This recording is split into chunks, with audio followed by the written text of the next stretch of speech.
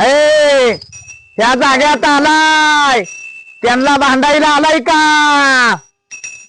बोला. जेवण केलं, जेवायला आला, चहा केला, चहा प्यायला आला, अरे पाहुणा म्हणून भेटायला आला.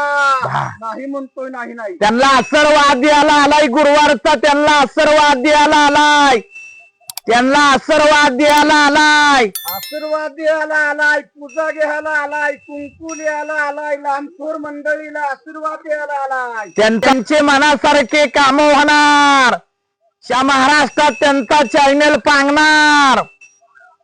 होय म्हणतोय, होय म्हणतोय, होय म्हणतोय.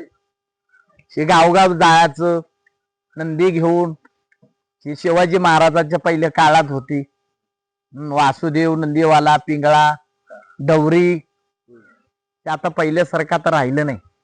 हे गावगाव जाणं, मुंडका हलवायला लावणं, नंदीचा खेळ धावणं, मग कोणी काही मोठ पासा दिन तेच घेणं आणि मोर जाणं.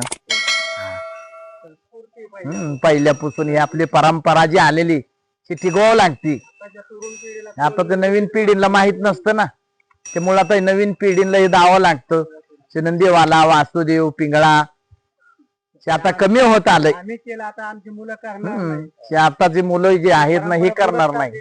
असंय आता परंपरा जे कुठं नाही कुठं टिकवायची, नवीन पिढ्या दाखवायचं की हे पहिल्यापासून होते, आहेत, ती लोककला आहे, ती कुठं नाही कुठं जपली पाहिजे, म्हणून ही नवीन पिढीला दाखवायचंय.